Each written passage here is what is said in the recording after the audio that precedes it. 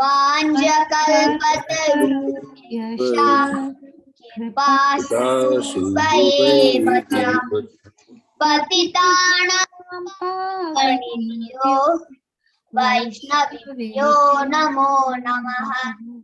Jai Shri Krishna Chaitanya Prabhu Nityananda Shri Advaita Gadadhara Srivasadi Gaura Bhakta Hare Krishna Krishna Krishna Hare Hare Hare Rama Rama Rama Hare Hare. Hare Krishna. Thank you very much, Shashmin, for the wonderful Mangalacharan. Hare Krishna, everybody. Today we have with us Rukma Das Prabhuji, who always gives us his precious time on Fridays. So it's a good day to wind down from all the activities of the week.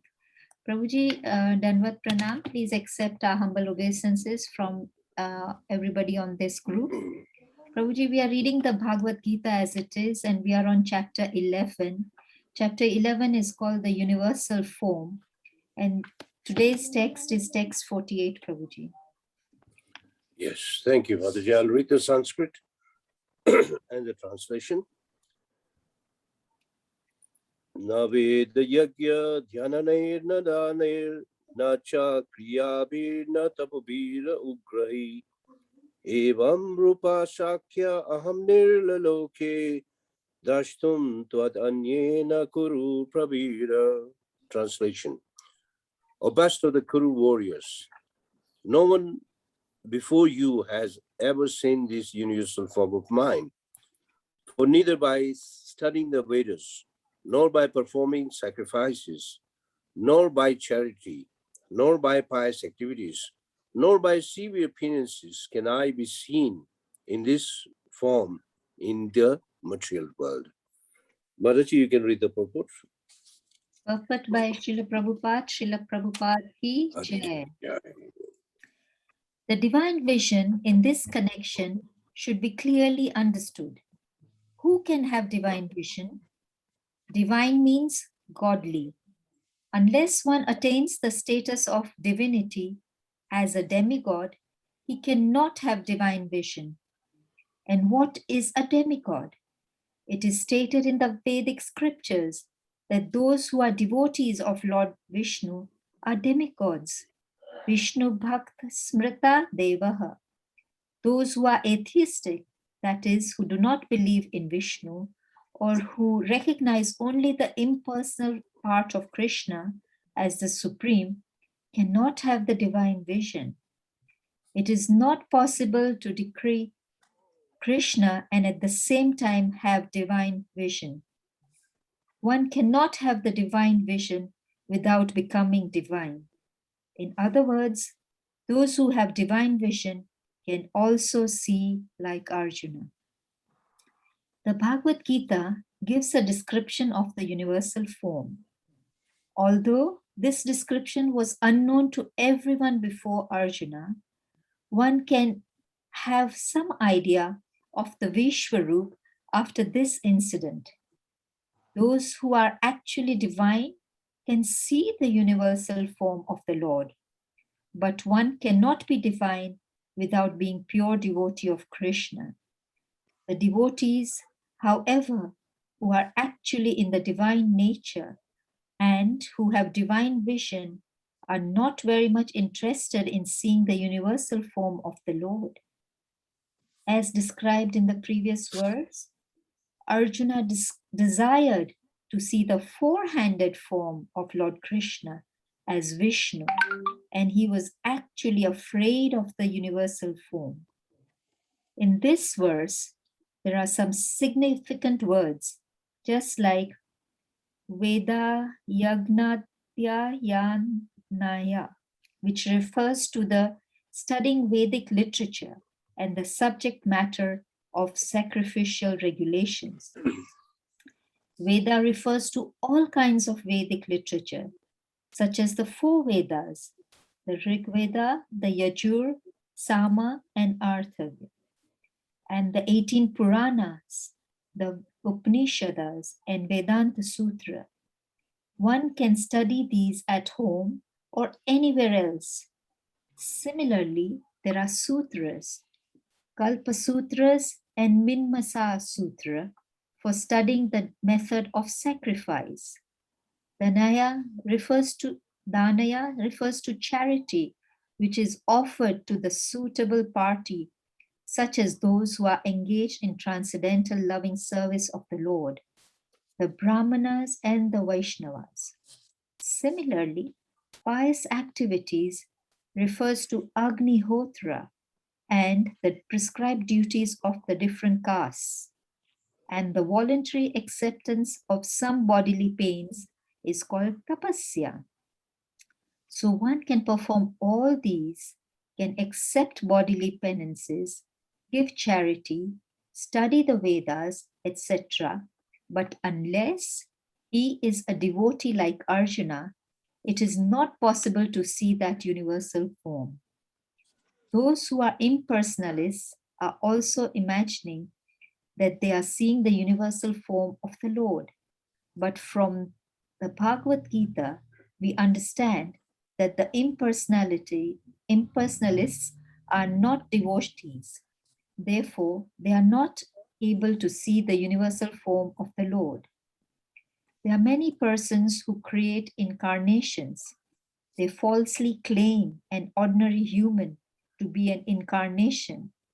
But this is all foolishness. We should follow the principles of Bhagavad Gita. Otherwise, there is no possibility of attaining perfect spiritual knowledge. Although Bhagavad Gita is considered the preliminary study of the science of God, still it is so perfect that it enables one to distinguish what is what. The followers of pseudo-incarnations may say that they have also seen the transcendental incarnation of God, the universal form.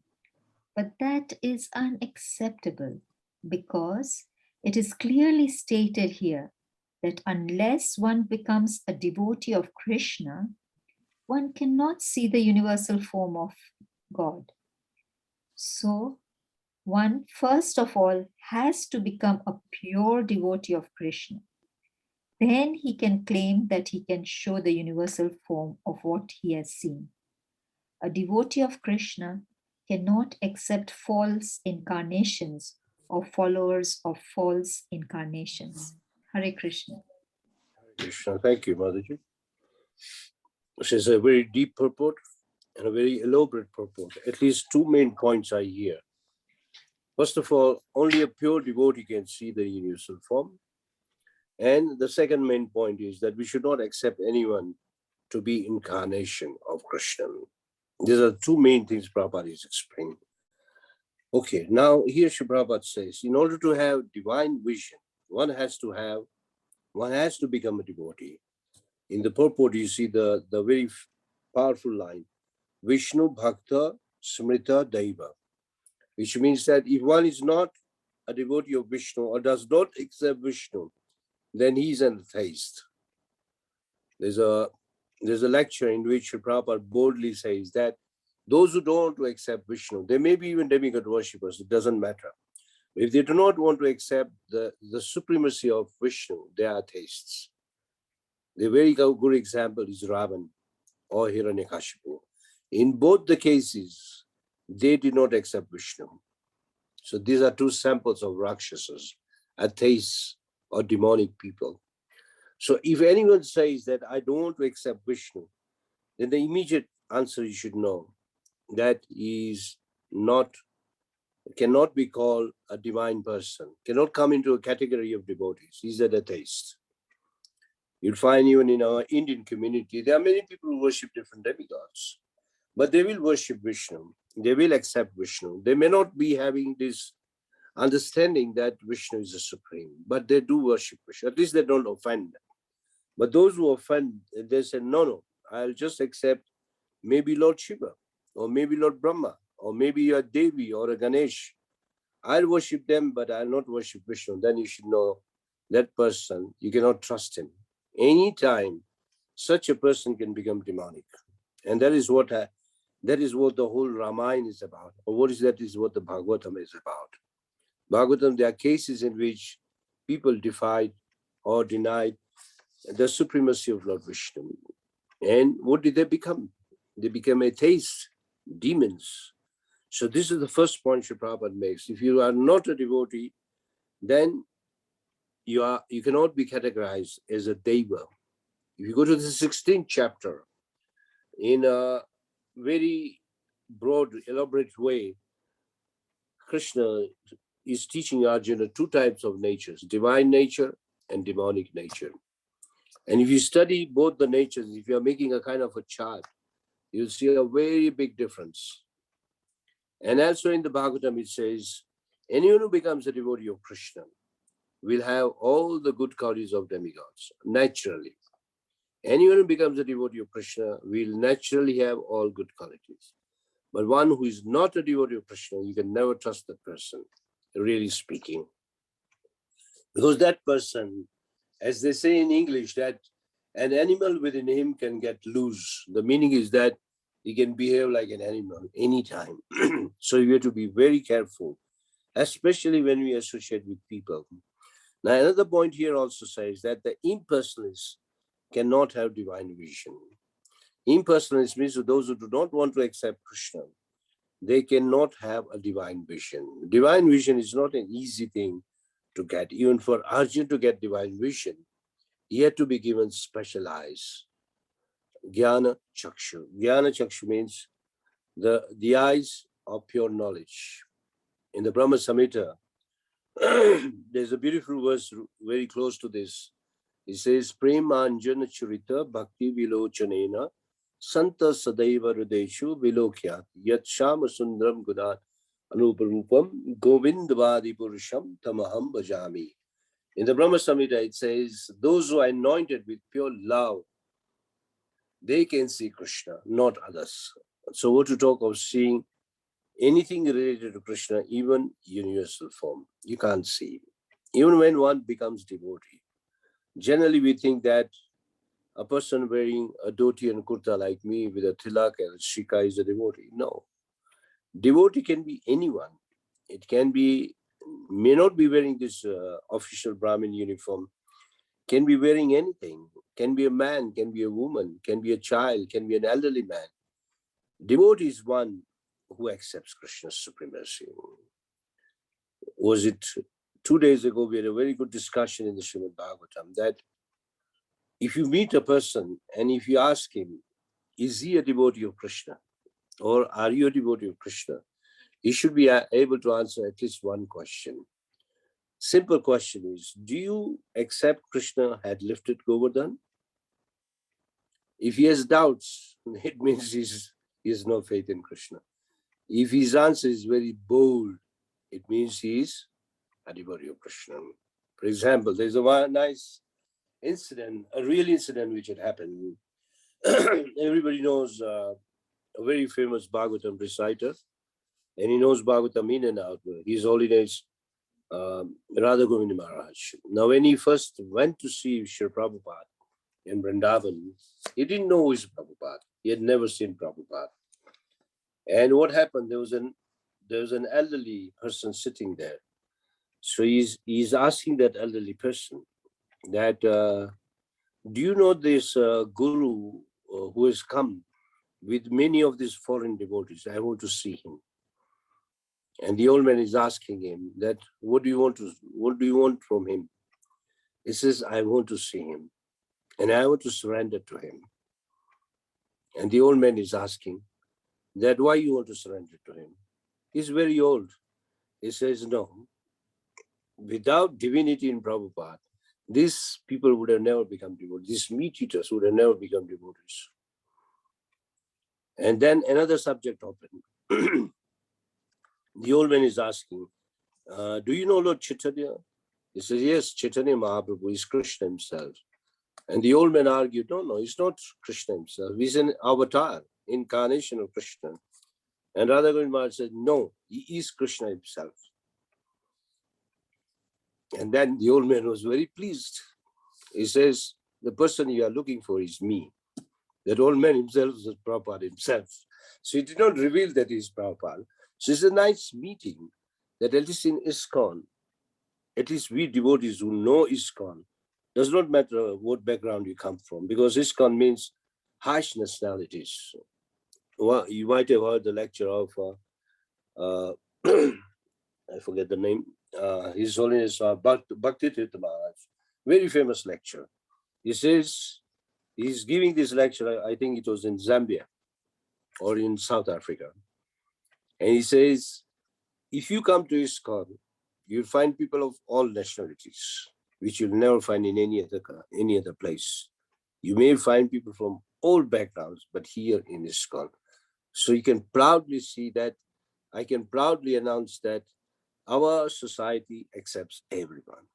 So anyone who accepts Krishna, and which means we accept Chaitanya Mahaprabhu and the teachings, then it means he's a devotee.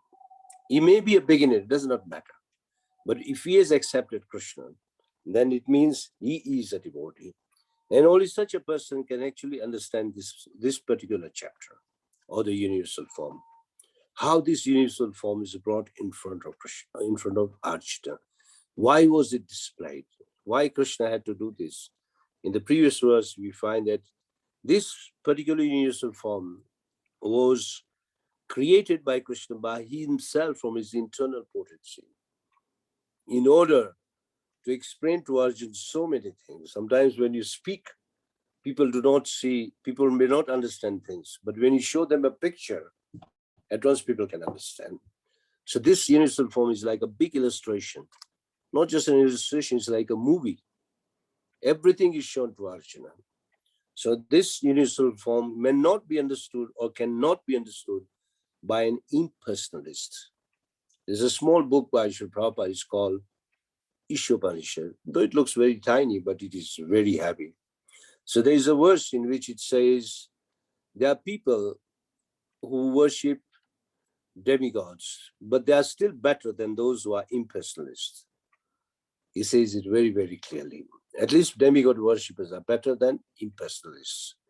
So anyway, when the question of coming to who can see or who can have a divine vision is only a devotee.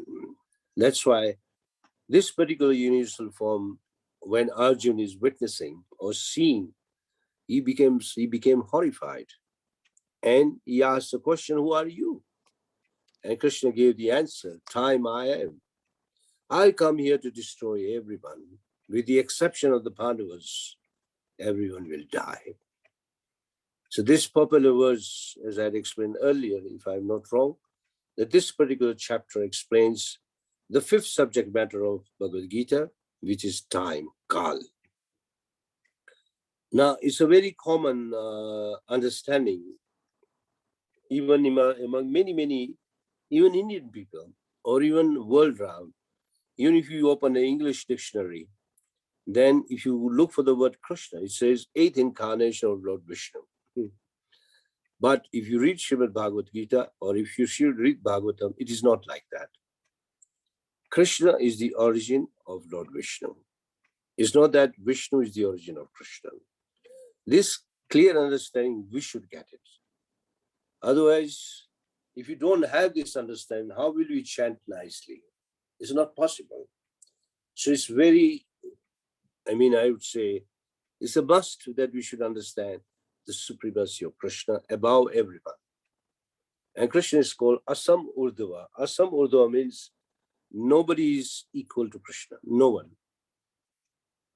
In the Chaitanya Charitamrita, the author of Chaitanya Charitamrita, Krishna Das Kaviraj, says in the Bengali language that Ekala Ishwara Krishna Arasabha Bhritya. Only Krishna is supreme, everyone else is his servant. So sometimes people bring an argument. What about Balram? What about Radharani? What about Vishnu? And Prabhupada says very boldly, only Krishna is supreme. Everyone else is a servitor. Now this may bring a bit of a confusion, but it's not actually confusing because everything is emanating from Krishna. Balaram is a direct expansion of Krishna. Radharani is a direct expansion of Krishna, none different from Krishna, only that she is a feminine form. And when you say Vishnu, it means same Krishna in his working uniform. That is Lord Vishnu. Vishnu and Krishna is none different. But when he wants to do some work, he'll assume that four-handed form. Otherwise, on his own, we call it, very simple language, Bansiwala. Bansiwala means always playing flute and enjoying himself. That is Krishna. So at least this much understanding we should have. Now, if you go to the Sanskrit of this verse, there's some very heavy words in this. It says, na Veda, na Yagya, na Adhyan, na Dana, na Kriya, na Tapa. Very clear. That even by studying the Vedas, Prabhupada gives the whole list of the Vedas in the third paragraph. Veda means 4 Vedas, Rig Veda, Yajurveda, Samveda, Tharvaveda. And then we have the Puranas, Upanishad, Vedanta Sutra. Then we have other sutras like Kalpa Sutra, Mimamsa. And then it says Adhyan, Veda, Yagya. Yagya means sacrifices. There are many kinds of sacrifices. At least 10 kinds of sacrifices are mentioned in the 4th chapter of the Gita. And all the yagyas have one meaning, to understand or try to understand who is Krishna. Even behind the meaning of yagya is Krishna. Many people will say, oh, why you are always chanting? It is by chanting is a yagya itself.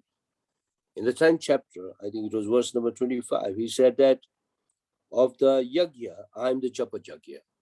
Of the yagya, or after the sacrifice, I am japa yagya. It means chanting of Hare Krishna. Krishna himself says like that. So when you are chanting, you will understand who is Krishna. But if you don't chant, you'll never understand Krishna. You're going to speculate. Once a question was asked, in fact, I was just hearing yesterday, Prabhupada, and one devotee is asking, Prabhupada, is by chanting we know everything? Prabhupada says, yes. By chanting, everything will be revealed to you. So because Krishna is there in the name itself, and because chanting is the highest kind of yagya, of all the yagya, there are many kinds of yagyas. There's Dravya Yagya, Brahmachari Yagya, Grihastha Yagya, worshiping of demigod Yagya, then giving of possession is a Yagya. So many kinds of Yagya, but there is nothing which can excel Japa Yagya. Japa Yagya means continuous chanting the holy name. Hare Krishna, Krishna Krishna, Hare Hare, Hare Rama, Rama Rama, Hare. So here it says, na Veda, na Yagya. But Krishna says that yagya you can reveal to him. So in this verse, na yagya, na adhyana, means even after studying the Vedas, you can't understand Krishna. Very difficult. Unless Krishna shows his grace towards you, then you can understand himself. Krishna says, I'm here. The whole Vedas are right in front of you. But behind the Vedas is Krishna standing. And if you miss to see Krishna, then immediate thing you'll see is Maya, illusion.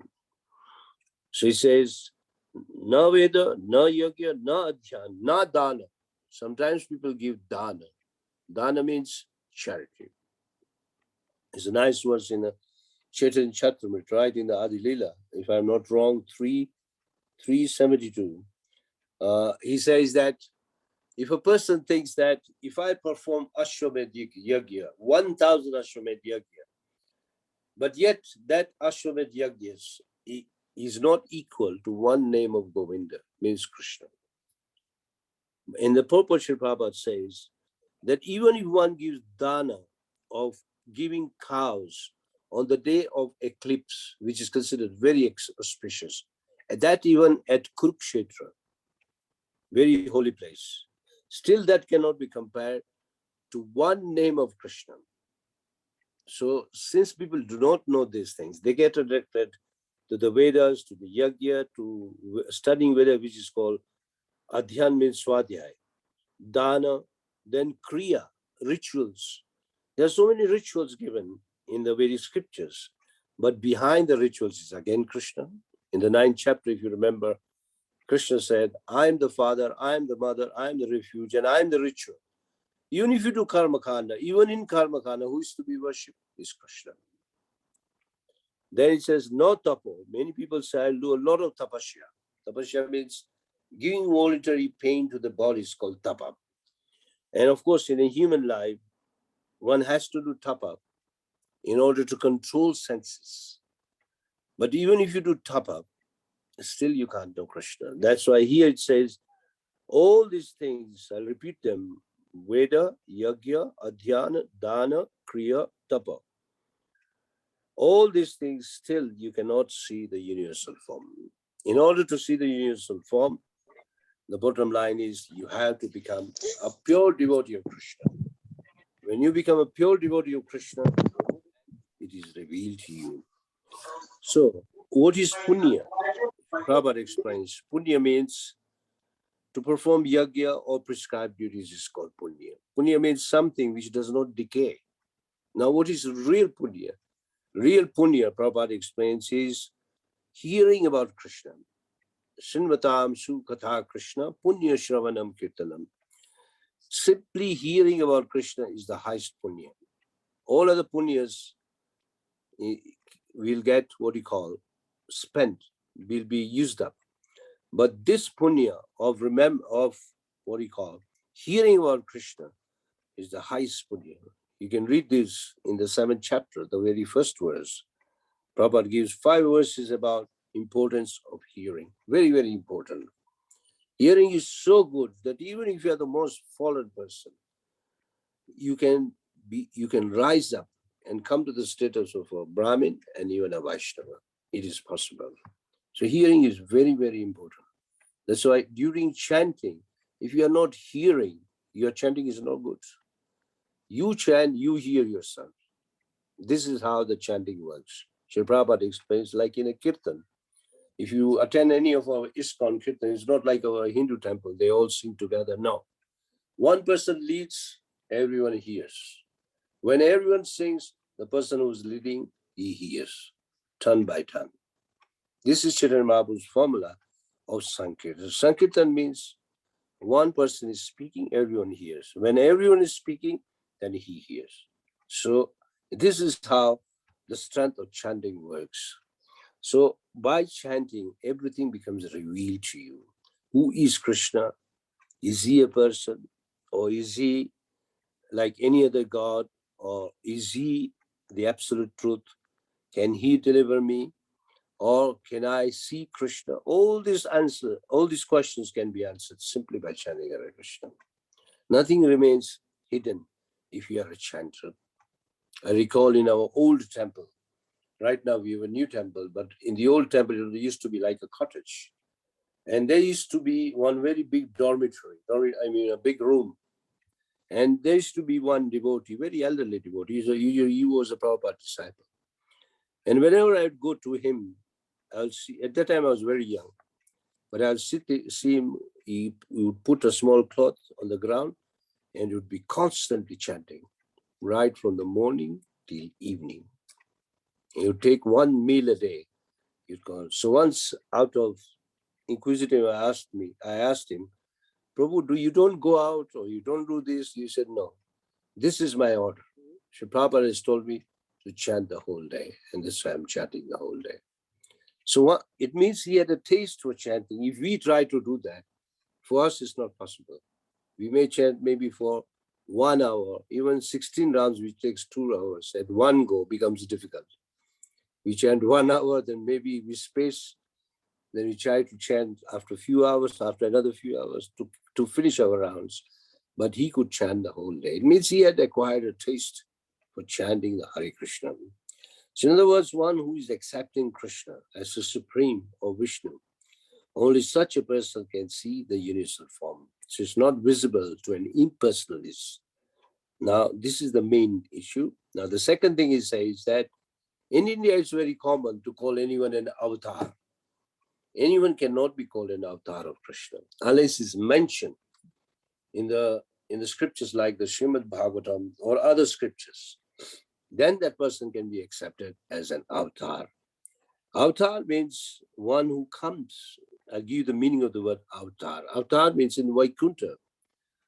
All the different forms of Krishna are already there, existing, even right now.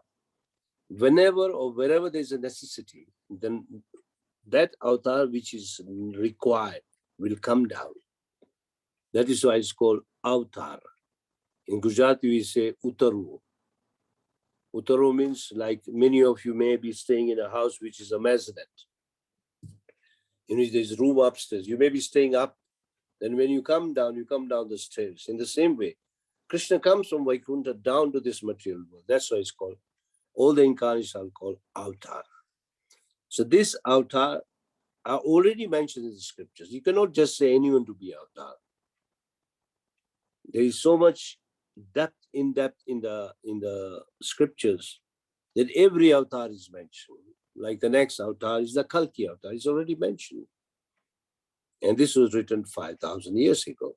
Even 5,000 years ago, it was written the coming of Lord Buddha, that Buddha will come when people will misuse the Vedas and kill animals and offer them in sacrifices. So Krishna will appear as Buddha. Krishna will appear as Chaitanya Mahaprabhu. This is mentioned 5,000 years ago. Even before that, in the Rig Veda and other Vedas, there is a mention of Sri Chaitanya Mahaprabhu, that Krishna sometimes take a sannyas, but his body will be golden, hemanga. Hemanga means golden body. And he will preach Sankirtan. So Krishna's incarnation is already mentioned. In the 11th canto, there's a very famous verse, which you go to the 3rd chapter of Bhagavad Gita, verse number 10, I think. In the purport, Sri Prabhupada mentions that, quotes that verse, Krishna Varnam Tusha Krishnam, Sango Pangashta Pasadam, Yagye Sankirtan Pralaye, Yajantihi, Shu Medas. I don't know if anyone has a book. You can see that verse. Kritika Mother, do you have Bhagavad Gita with you? Okay, just go to 310. Because it's an important verse we should all know. That's why I'm telling you to read it. Yeah, it is 310. If you go to 310 purport, almost ending at the purport. Have you seen the end of the purport? You can see that verse. Have you seen the verse, Krishna Varnam? Okay, can you read that verse and the translation? I'll read the Sanskrit. Krishna Varnam Tusha Krishnam Sango Pangashta Prasadam Yagye Sankirtan Paraye Yajanti Hi Sumedasha. You can read the translation. Translation. In this age of Kali, people who are endowed with sufficient intelligence will worship the Lord, who is accompanied by his associates by performance of Sankirtan Yagna. Other yagnas prescribed in the Vedic literature are not easy to perform in this age of Kali, but the Sankirtana Yagna is easy and sublime for all purposes, as recommended in Bhagavad Gita, also 9.14. So you go to 9:14 now.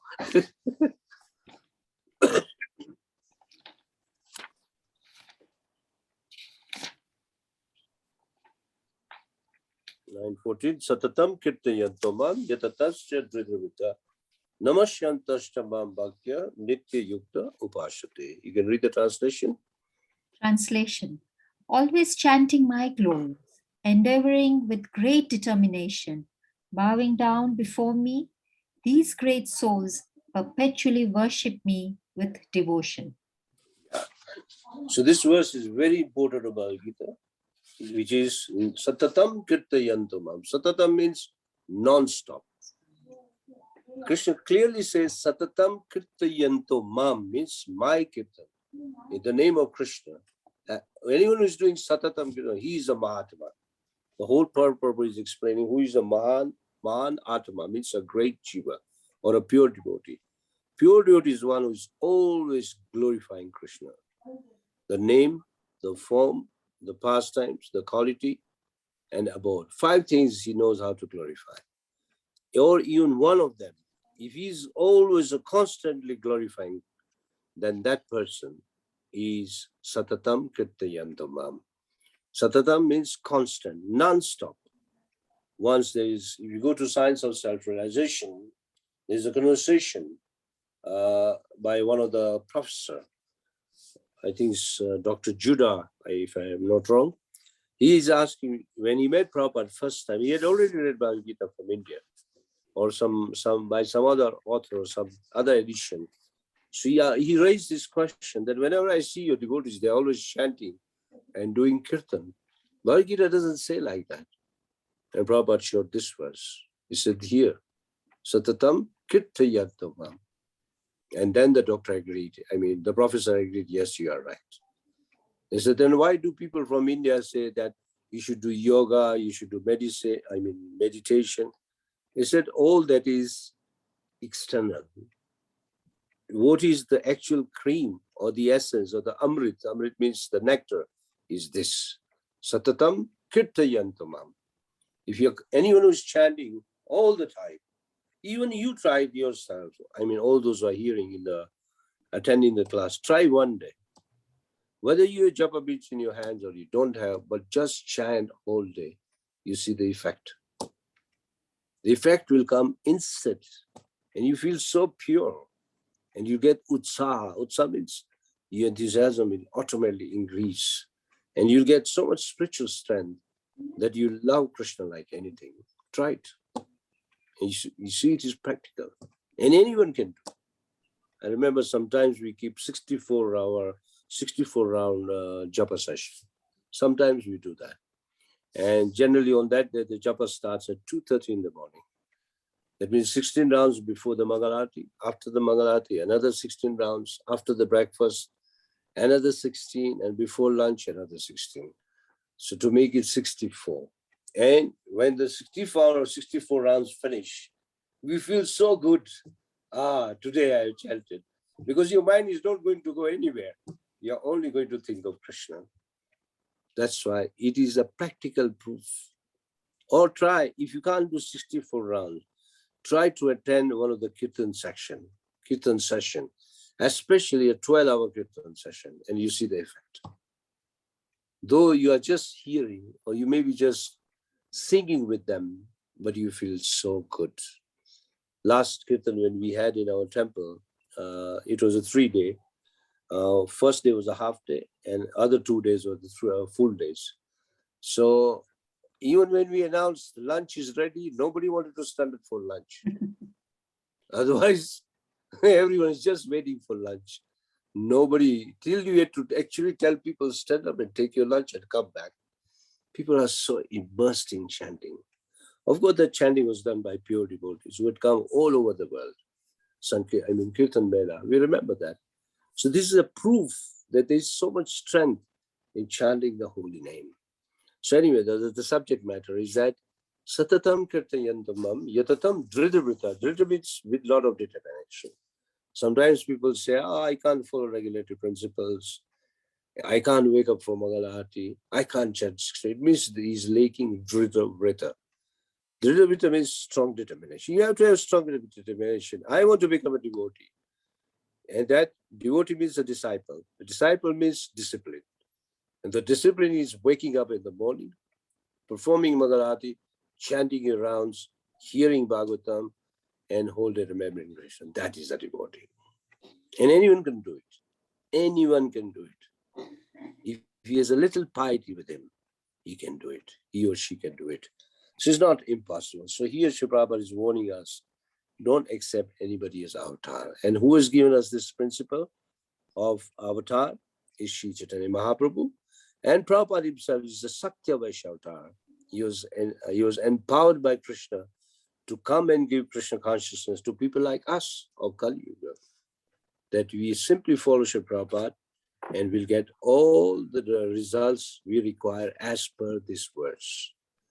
We can easily understand what is universal form, and we can easily understand who is Krishna. So this Sanskrit is very heavy. Na Veda, na Yagya, na Dhyan, na Adhyan, na Dana, na Kriya, na Tapa.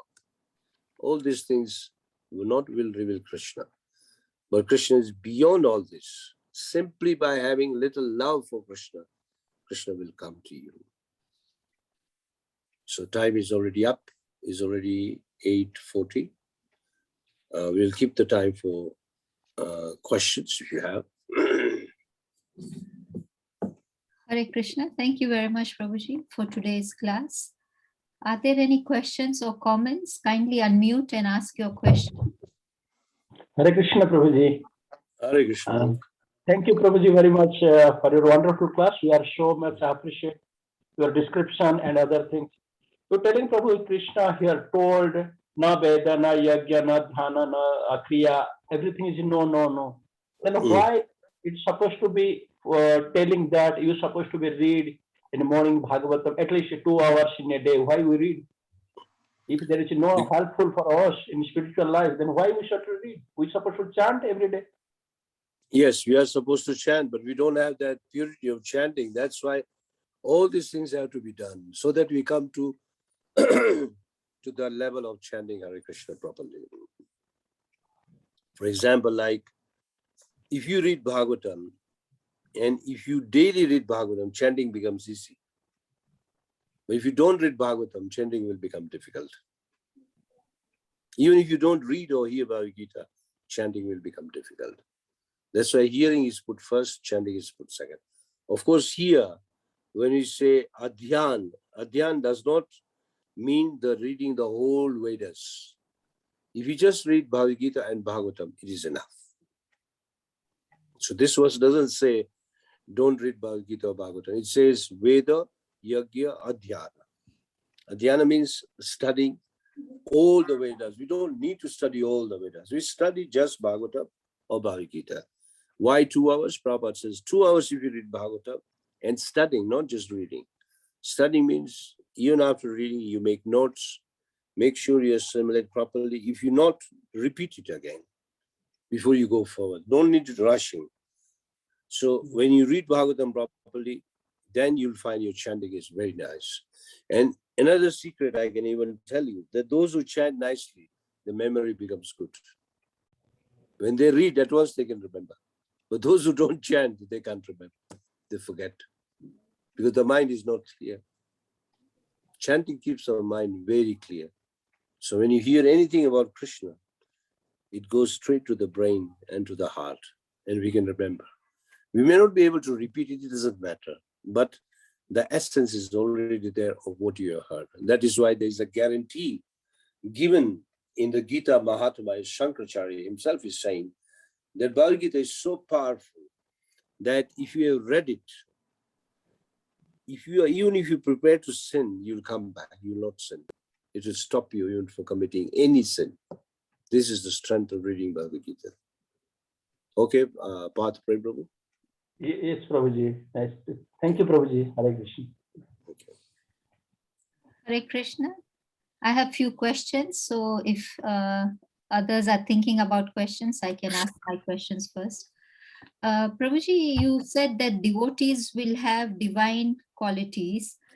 Yes. But they can also have demonic qualities as well. So they have a mixture of demonic and divine qualities? No, when you say devotee, it means he has all the divine qualities.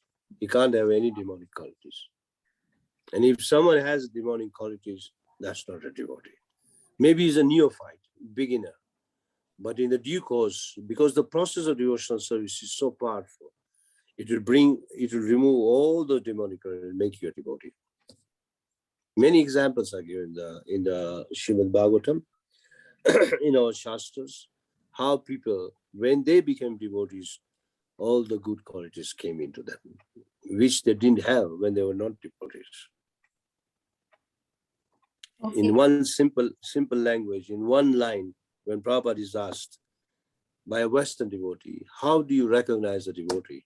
Prabhupada gives the answer, he is a thorough gentleman. Simple answer. He is a thorough gentleman. That means an honest person, not a liar, not a cheater, not a crooked person, a straightforward person. That is a devotee. Okay, that's moral wise. Thank I you, think deviations. I have 2 more questions, then I'll hand over to Divyesh Prabhuji so that Okay, I don't have. Okay. Yeah. Prabhuji, if we are asked one thing, if Krishna appears and if we are asked to ask for one thing, what is that one thing we should be asking for? From Krishna? Yes, Prabhuji. Is to always keep us engaged in his service. Not That's the best. not always loving him? Loving will automatically come if you remember Krishna, if you keep serving him. But if your service is gone, then the question of loving does not come. Love is already included. You will only serve Krishna if there is love from your side. Otherwise, how will you serve Krishna? For example, Krishna loves his devotee and the devotees love Krishna. Devotees like to do any kind of service for Krishna. Even Krishna likes to do all services for his devotees. Like, for example, if you read Mahabharata, what service did Krishna not do for the Pandavas? He did even all services. In the Rajya Yajna, when the Brahmins had eaten, he picked the plates, which nobody do. Then he's a king, not an ordinary person. He picked. And then he washed the feet of Sudama, Narad Muni. Then he rode the chariot of Arjuna. He answered the call of Draupadi. Oh, everything he did for Pandavas. Why? Out of love. Now, if you go to the love, the whole love, there is service. The bottom line is bhaja. Bhaja means to serve. Without serving Krishna, there's no question of love. One question was asked to His Holiness Gopal Krishna Maharaj, that for 20 years I've been chanting Hare Krishna, but I don't have love. I don't get love for chanting. So Gopal Krishna Maharaj answered straight. He says, how long you've been chanting? He said, 20 years. He said, 20 years you've been chanting, it means you have love for Krishna. It's natural. Maybe you don't know. Just like sometimes a husband and a wife, I'm not saying in a modern way, but I'm saying in a regular Vedic couple, at least a good, we can say a Vedic couple. It's not that the husband does not appreciate the wife or a wife does not appreciate her. These days we try to show by showing a party or things like that. But originally it's not like that. But when a time comes, the husband will definitely show love for the wife when it is the right time. And the wife will also show love for the husband, which they know within their hearts that they like each other. This is a typical Vedic couple. In the similar way, we are all married to Krishna. When you become a devotee, it means you are married to Krishna. And he is Pati. Pati means he's a husband of everybody. So we have to keep serving him. That's why the word bhaja. From the word bhaja comes bhakti. From the word bhaja comes Bhagavad Gita. Bhaja comes Bhagavatam. Bhaja comes bhajan. All the root word is bhaja. Is that clear, Mata? Hare Krishna, Prabhuji. Yes, my last question, Prabhuji. Prabhuji, the confusion that Vishnu is Vishnu's avatar is Krishna, I think it comes even for me. I thought that as well because of the Krishna avatar that we study. So I guess that is the reason why we think that Vishnu is the superior, supreme personality of Godhead. But now after studying the scripture, we have understood that Krishna is the supreme personality of Godhead. Yes, from Krishna comes everything. Simple thing. Many people say because Vishnu has 4 hands, so he's superior to Krishna. No, it's not like that. But Krishna displays 4 hands when necessary. If you read Bhagavatam, he displayed 4 hands many, many times. He displayed 4 hands when Bhishma was passing. He displayed 4 hands when Parikshit was in trouble. He took a small form. It was a Vishnu form. He displayed 4 hands before even leaving this planet and going back. Many times he displays 4 hands. That means he is Vishnu, but originally he's 2-handed, and that is Krishna. And Sri Prabhupada says 2-handed Krishna, Shyamsundar, is much, much sweeter than the form of Vishnu. Very sweet form. Thank you very much, Prabhuji. Sorry for hogging all the time. Divyesh Prabhuji, kindly ask your question. We have 10 more minutes, so please ask your questions. Divyesh Prabhuji, kindly unmute. Thank you. Hare Krishna. Hare Krishna, Divyesh. Thank you. My question is, so have we seen Krishna's universal form through the Bhagavad Gita? Hare Krishna. Yeah. So what is the question?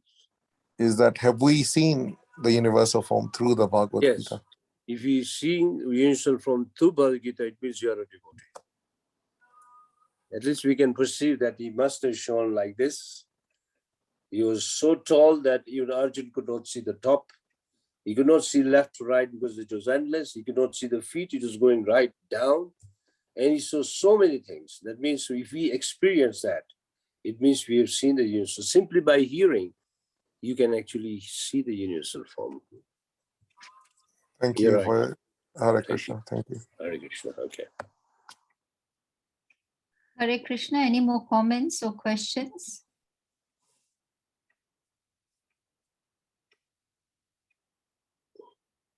I guess there are no more comments or questions. I hand over to Okay. Prabhuji. Hare Krishna. Thank you very much, Prabhuji, once again for your wonderful class and also precious time to giving us. Also, sometime I thanks all the devotees who joined here in this platform. There is many new devotees also. Yes, Prabhuji. They are joining here. I Akash request all the Roy. devotees. Yes. Akash Roy is our pujari. Oh, okay. Yeah. Prabhuji, Shilpesh Prabhuji has a comment or a question. I just wanted to mention, we've got a guest speaker tomorrow in our Gujarati Sangha. It's Amarendra Prabhu. He's going to be speaking in Hindi on Lord Shiva as the greatest Vaishnav. So if it's okay, I'll put the link in the group if anybody wishes to join, but it's in Hindi. Amarendra Prabhu is very good. You should hear him. It's very good because my daughter, she's a fan of Amarendra Prabhu. She loves it. And she'll hear every day. It is really good. Yes, Prabhuji. So if you get an opportunity, please hear. Thank you, Prabhuji. Thank you, Prabhuji, for your information. Nice. Also, I request every devotee, please unmute yourself and chant Hare Krishna mantra for a glorification of His grace, Rukma Prabhuji. Please join. Hare Hare Krishna, Krishna, Hare Hare Krishna, Krishna, Krishna Krishna Hare Krishna, Hare, Hare Hare, Hare Ram, Hare Hare Ram, Hare Hare Ram, Ram, Ram Ram Ram, Ram, Hare Hare Hare. Hare. Vancha Vanchakalpatarubhyascha Kalpatarubhyascha कृपासिन्धुभ्य एव Sindhubhya पतितानां Pavanebhyo वैष्णवेभ्यो नमो नमः Hare Krishna. Prabhupada ki की जय Jai Prabhupada ki Yes, jai. Rukma Prabhu ki jai. की Jai. जय Hare Krishna, Hare Ram. Haripur.